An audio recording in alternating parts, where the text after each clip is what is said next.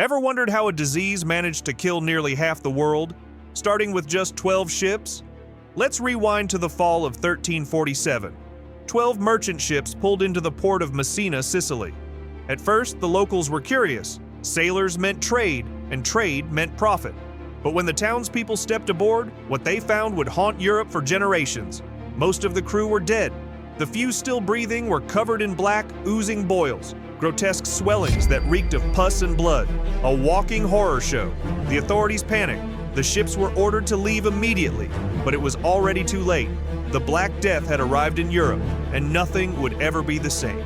By the time it finished its rampage, tens of millions were dead. Cities vanished. Entire villages disappeared from the map. But here's the question. What made this plague so deadly?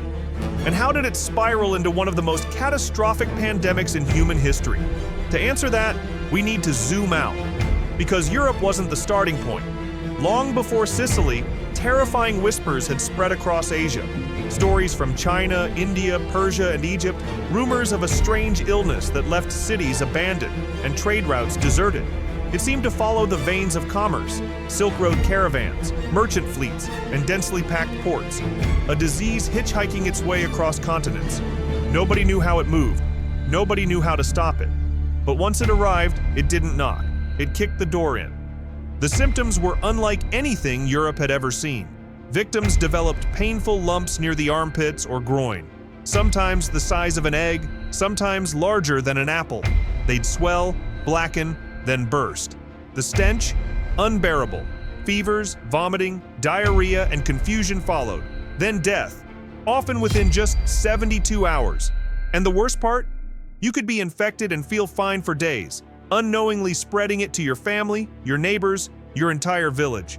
People blamed everything from bad air to divine punishment to invisible spirits.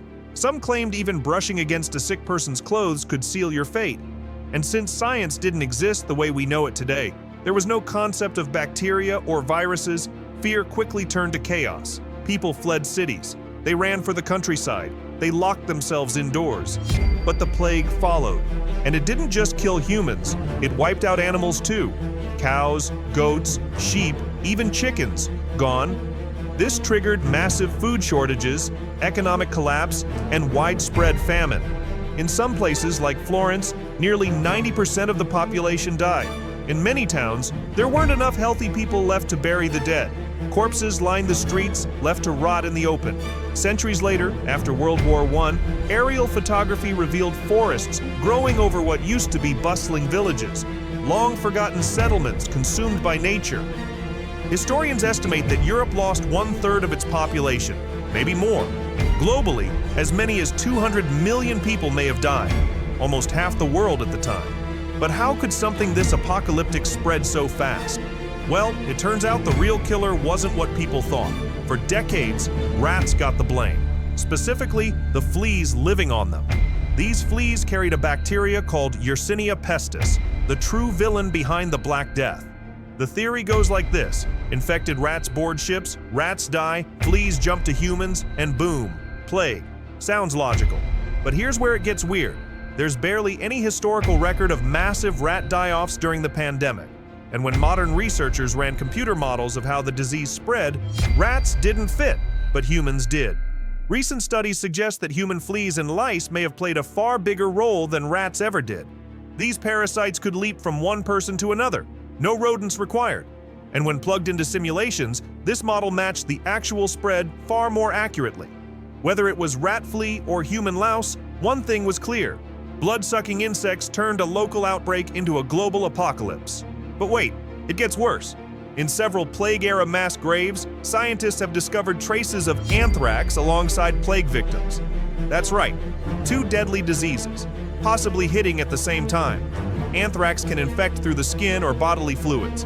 So even if someone miraculously survived the plague, they might have succumbed to anthrax shortly after. The combination? Catastrophic. And remember, medicine back then wasn't just useless, it was dangerous. Doctors tried bloodletting, slicing open veins to balance the humors. They lanced the boils, literally stabbing them open to let the pus out. They burned herbs, bathed in vinegar, sprinkled rosewater. None of it worked. In fact, most of it probably made things worse. Eventually, even the doctors gave up.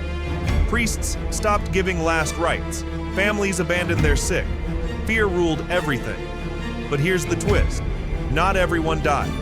Roughly 0.2% of the European population had a genetic mutation that made them naturally resistant to the plague. They survived and passed that gene on. Today, up to 15% of Caucasian Americans carry that same mutation, a microscopic scar left behind by a medieval nightmare. The Black Death didn't just change history, it rewired our DNA. 12 ships, 1 disease, and within just a few years, the world was changed forever. So what do you think? Was it the rat or the louse that brought civilization to its knees? Let us know in the comments below. The Black Death showed us how brutal history can be, but some say there's one modern event just as dangerous. Click here to learn how to survive a P. Diddy freak-off. You're gonna need it.